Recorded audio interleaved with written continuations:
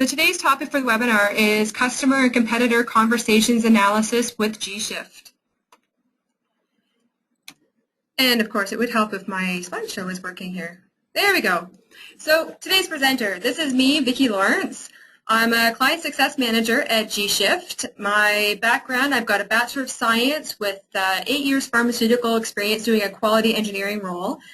And 3 years B2B industrial sales. I've been an entrepreneur and an online marketing expert. So I've got quite a plethora of experience under my belt and done a lot of different things, and I'm open to a lot of different industries and knowledge of that sort. So a little random fact, some of you may be old enough to get this one, others maybe not so much, but no, I really wasn't part of the cast of the Carol Burnett Show. I've been banged with that question my entire existence, but no, I am not. Sorry to disappoint you, but I'm kind of funny sometimes. So, down to business. The agenda. In this webinar, we're going to cover, and actually before we get started on the agenda, I just want to say, in order to keep myself focused and not entirely distracted, I will be, if you have questions during the webinar, just type in the chat box. I'm not going to be monitoring the chat box until after I am done getting through the slides, and then I'll address all the questions that you have, okay, just so I can stay focused and not be trying to talk and read at the same time, because that's complicated. So, in this is the webinar, we're going to cover the definitions of online conversations and how to analyze your customers' conversations, how to uncover where your customers are engaging and what key questions or concerns your content should address, how to examine conversations taking place around your competition and obtain strategic content insights, and how to track and monitor your competitors' online presence to identify potential content opportunities. Now, this is a lot of information, so basically in this webinar we're going to touch on it a little higher level, and I know you're going to want more, so we'll talk about that once I get through the slides on how you're going to really harness all this information. So conversations are everywhere, but what are they? So they're conversations that help you learn about what your customers really want. What they really want are solutions to their problems. Most people aren't going onto Google to, well, actually that's wrong. People go on there just for funny stuff, but most of the time when somebody's typing something into Google, they're looking for an answer to some sort of problem they have, whether it's an image they need to find, whether it's something they need to do to help them get to the next step in their life. There's always a solution that needs to be solved for the problem a person has. So these customers are going online because they're seeking somebody somewhere that can help them, and this is why you need to get in tune with what they're talking about. But the question for most people is how? How are we going to figure this out? So before we get too far, we want to show you how Google sees conversations. I know having a really pretty website is fantastic, and it definitely helps for conversions. But at the very beginning of it all, when somebody types that query into their search engine, let's say Google right now, so they type in a query and they're looking for a solution to the problem, they're not seeing your pretty website to begin with. Google doesn't see your pretty website. Google sees the content within your website and says, does this actually answer what was put into me for searching? So Google doesn't showcase brands. Google answers questions. So that means instead of the pretty website, they're just going to show the best answer that they deem through the algorithms to be the single answer for the question that you put in there. So this is why the content on your website needs to speak to the solutions that you're offering for your customers. And they may not always be the solutions that you think they want. There's a lot of research that has to go into there to realize what the customer wants versus what you think they want. So the secondary thing is, yes, the pretty website comes when the customer gets to your site because they think that you're going to answer their question. And an attractive website helps create the conversion point as long as you have it clear and concise that where they're landing on your website is what's going to solve their problem. So where are your customers? So in order to find your customers, you first need to know who they are. So this seems like a lot of work up front, but it's something that's really critical to be able to understand where to go online to find these people. So ideally, you would like to create a persona for your customers with as much information as possible. Now, you may not have just one persona for a customer. You can have multiple personas because for different products that you have or different areas that you service, there's different types of customers. So you can create as many of these as you like that will encompass the different areas and buying stages, etc., within the cycle of your customer. And when you get this honed in, then you can start going to and getting into their head and going to where they are actually hanging out online and what they are thinking and what you need to basically add value to them for to solve their problems. So once you create this persona, then you're going to go find them using the social networks, the followers, social signals, backlinks coming into your site, backlinks to your competitor site, and off-site pages such as review sites, question and answer sites. So we'll get into that a little bit deeper right now, in a second. So how are you going to hear your customers online? So G-Shift software is capable of providing many insights into these conversations using things like the keyword and related search function, social keyword research, top 50 search engine results for each keyword you are following. And when you're looking into those, you're listening for questions that they're asking, problems they need to have solved, displeasure or pleasure of what your competitor has done, reviews of similar products. So these are the types of things that you're keeping your ears open or your eyes open when you're searching and using these different tools to find these conversations. So for the G-Shift related search function, I've provided some screenshots here just to kind of show you where you can go into the G-Shift software and find this.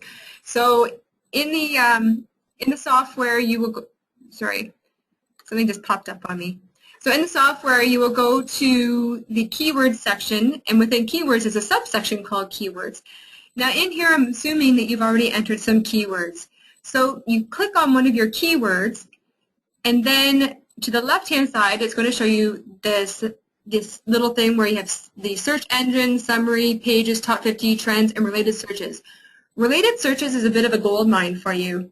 So what it shows you is the suggested results, or not the suggested, the related searches that Google shows at the bottom of their pages. Or so you type a search query into Google and you scroll down to the bottom of the search engine results, and then you get those searches related to whatever you've typed in. So with these searches that are related to it, this is what G-Shift software is pulling automatically for you, and it's not just pulling it from Google, it's pulling it from Bing as well. So you get a plethora of related searches. So within this, you can mine keyword and related search, like things that people are actually typing into search queries very quickly and easily through the G-Shift software. And then you can just tick off all the ones that you think are relevant to your brand and then follow keywords, and bang, they're into your web presence optimizer very quickly. So it saves a lot of manual work by doing it this way. Oops, I clicked on something. One second. Okay, so the top 50 search results is another function within the G-Shift software that's very relevant to finding the different conversations that are happening in the search results. So right above the related searches, you're going to see top 50. So you choose your keyword again, so you hone in on a specific keyword. Choose your search engine, so depending on how many search engines you're following, you pick which one. So Google Canada is the example here. And when you click go on that, then G-Shift pulls in the top 50 search engine results. So not just the first 10, but the first 50. So in here, there's hyperlinks to those actual results, so you can start examining the content a bit more. Or it easily allows you to click the follow button beside the search results. So if there's something golden there, you can, if it's a competitor, you can follow it as a competitor, or if it's an offsite page, you can follow that as well. So you can kind of see how it's performing and kind of keep it in your back pocket as part of your strategy to develop content that is bigger and better than what's already ranking. So again, G-Shift allows you to quickly uncover top-ranking content for each keyword you're following and just keep it within the software. So it's saving you a lot of steps. So for the social keyword research, this is a new function that G-Shift has, and it's really interesting. It's basically a Twitter module right now. And here you can choose your focus keyword, and then in the module, if it's activated for your account, if not, then speak to us and we'll see if it's part of your program. So if it's not part of your, or if it is part of your account, take advantage of this. And this is basically working on mining Twitter for associated keywords within tweets. So if you say in this example, mobile content marketing is a keyword that we're focusing on.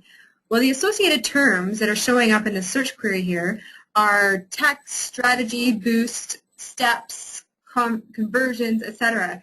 So all these associated terms mean that mobile content marketing plus that term are either exact match showing up in tweets, or it's within the tweet somehow with all those different words. So this is a quick way to mine data and social conversations on Twitter about the keywords and the information that you're tracking.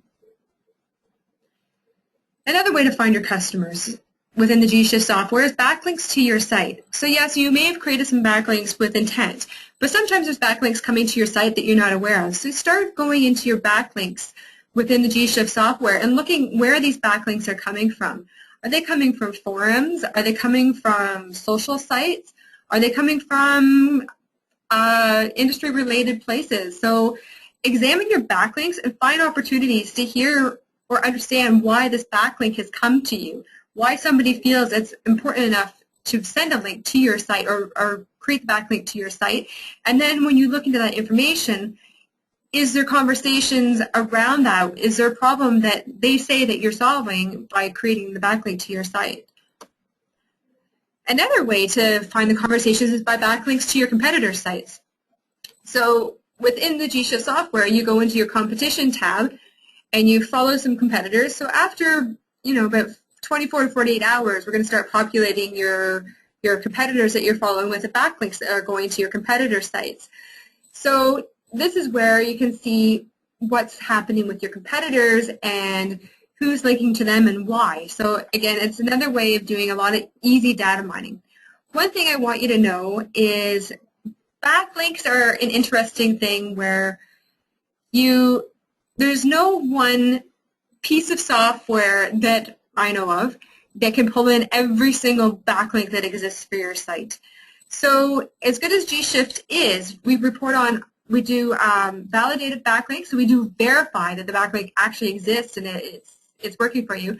And we also have some unverified backlinks as well. So we report on a bunch of those. But we aren't able to pull every single backlink. So just use this as a guideline and an understanding and in places to see, what's there and go and see what it is that your backlink's coming from and why.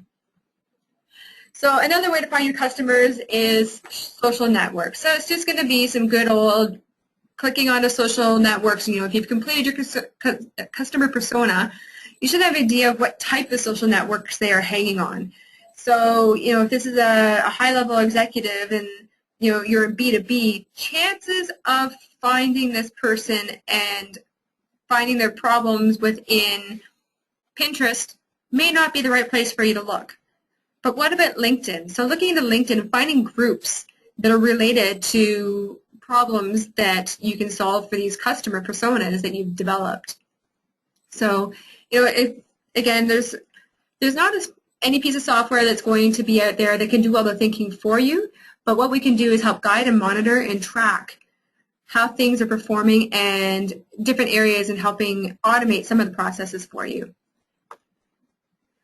So here's a few other suggestions on how to find your customers. So you have search queries to find customer discussions. So there's forums in your industry or niche. So here's a few little keywords that you can add or search strings that you can add into your search engine. So your keyword plus powered by vBulletin or your keyword forum, etc. BuzzSumo is a fantastic tool that is really great for finding content that's already performed well. So it's very easy to piggyback on stuff that works well instead of trying to reinvent the wheel. Quora is a souped-up version of Yahoo Answers. So Yahoo Answers is a great place to go, but Quora has a lot more information as far as people asking questions and getting answers, and it is a gold mine of people who want to learn more about a topic. So take advantage of places like this. So now that you know what your customers' problems are, it's time to uncover what your competitors are doing right and do it better. So competitor conversations. So how you obtain strategic insights. Well, you can use G-Shift software. So we touched on social keyword research, top 50 search engine results, following offsite pages, and backlinks. And there's also additional methods such as reviewing your competitors' social properties and see how they are engaging with their customers.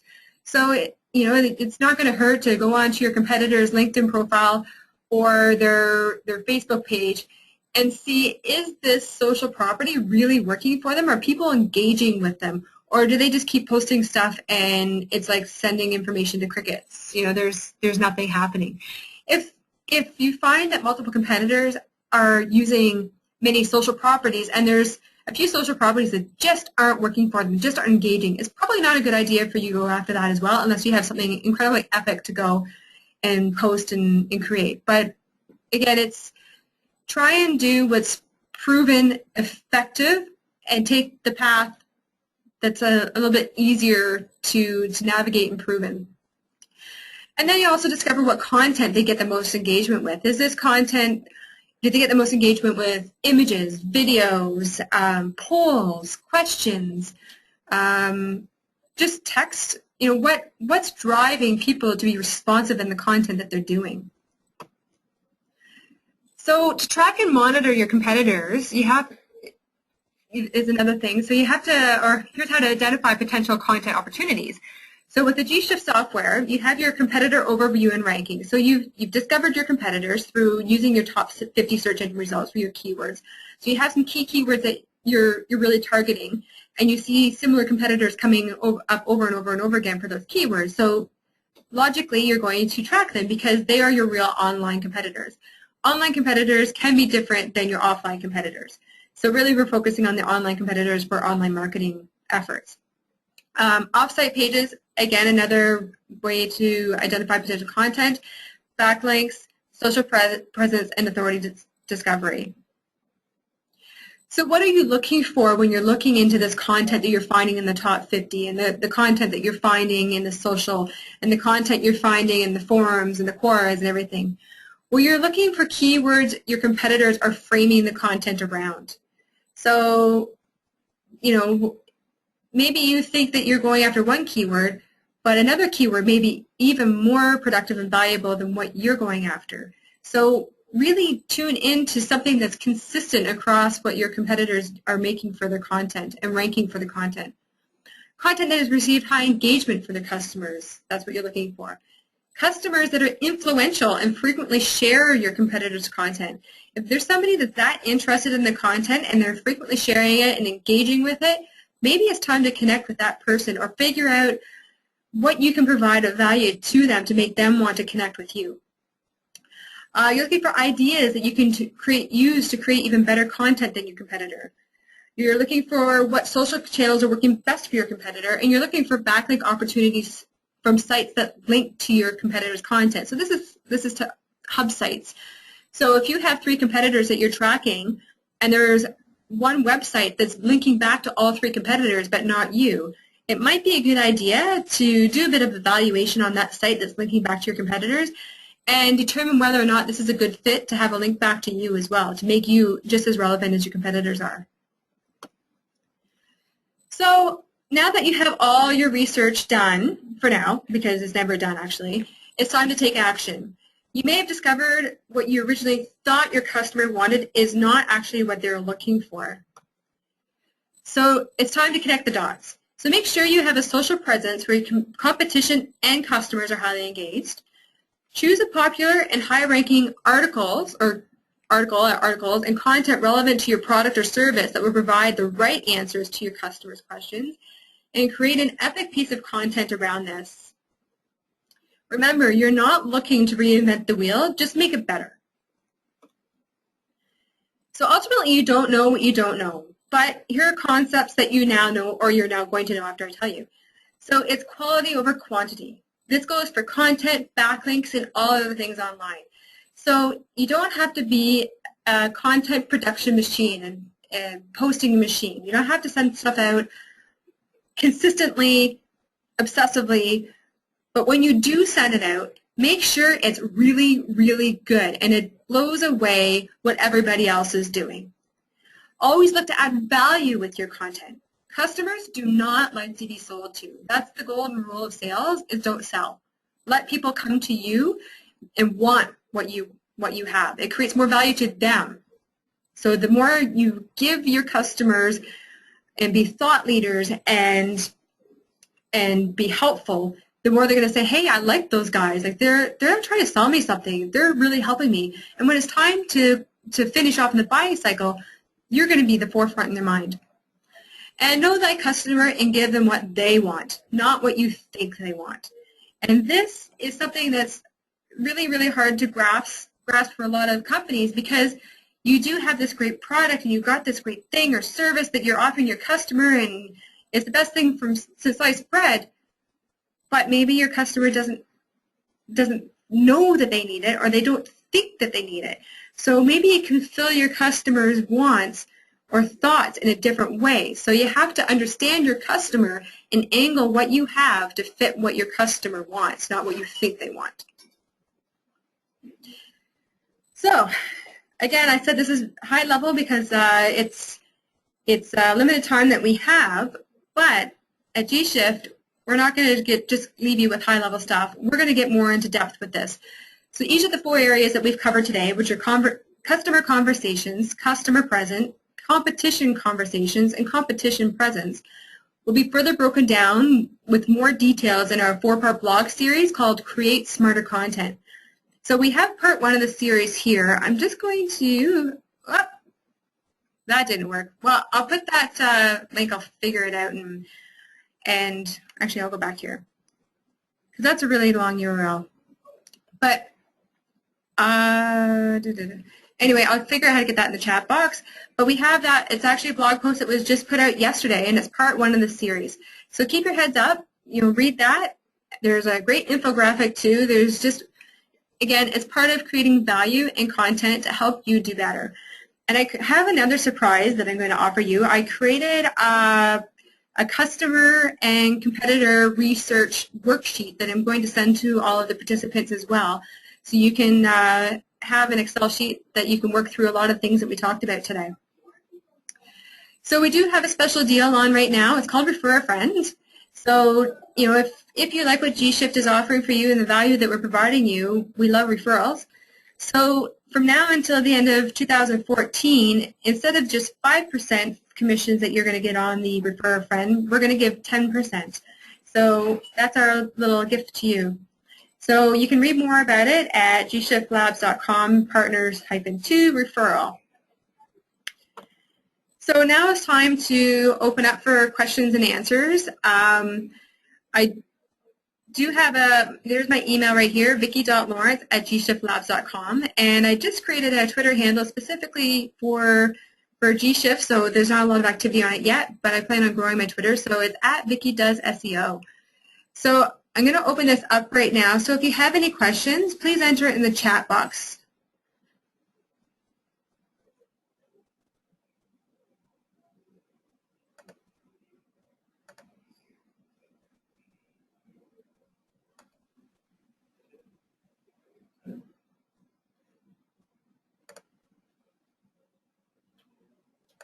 Anyone?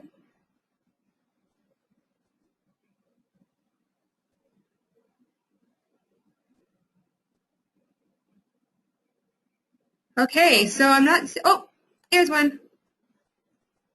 Oh, thank you, Stephanie. She said, very informative, thank you. Is there anything else that people have questions about that I can help with, or, feel free to send me an email. Thanks, John. Any questions coming up? Oh, is it possible to download the screens of the webinar? Actually, we're going to be posting the recording of the webinar on our website, so you can do that. And also, you want the actual slides? Is that it, Bruno? So what I can do is, thanks, Ian. So what I can do is I will create the slide, or I'll create a PDF of the slide deck for you, for everybody, and I'm also going to email out the worksheet. Actually, I'm going to quickly open up this worksheet so you can see before everybody takes off. So within this worksheet, I have an area where you can create your persona profiles, another tab for customer research, so the thought process, and you can document everything that you're doing as far as research, where you discovered links, what's the problem, do you have a solution, what makes you better than the competition with your unique selling proposition. Competitor content, again, this is where you can work on mining data about your competitors and tracking all that and deciding whether or not this is stuff that you can use to create your epic content. And competitor conversations, so social discovery, etc. So again, hopefully this helps you and can work with tracking and doing your research. Ken Johnson, can you give an idea of how to use LinkedIn to find the groups my customer needs to join for professional services customers like dentists and doctors?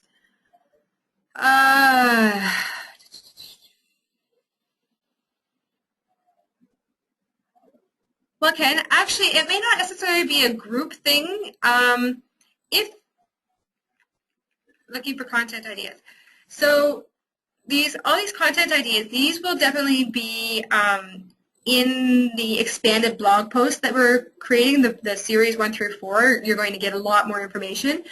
As far as LinkedIn, I would say the first thing is for your client to start creating connections within his industry. So if he's looking for professional services customers like dentists and doctors, he really needs to create a great profile for himself.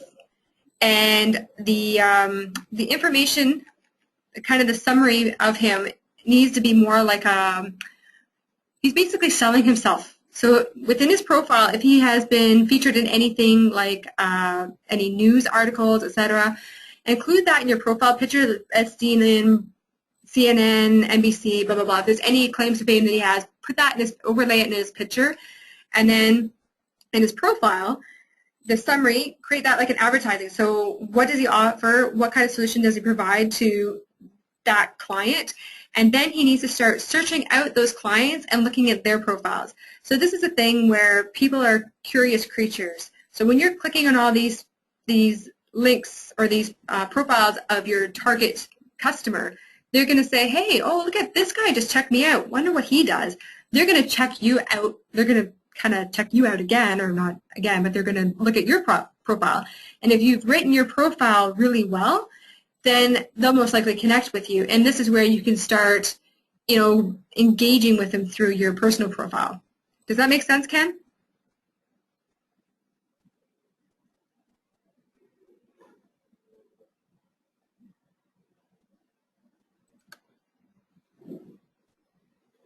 Awesome. Any other questions?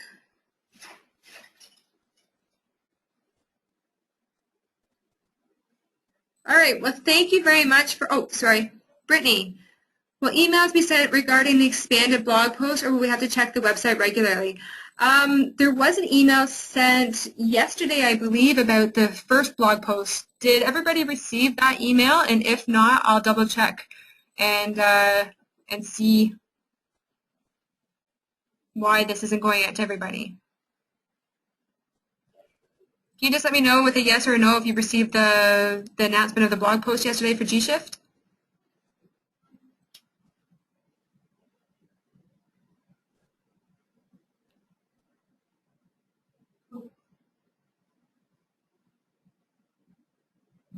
No. Okay, well, that's not very helpful, is it? Okay, so what I'm going to do is talk to our marketing people here and just make sure that we have our link, our blog post being sent out to everybody so you can see this. As long as you're on our email list, which you should be because you joined up for the webinar through a link, then you should be able to receive that, okay?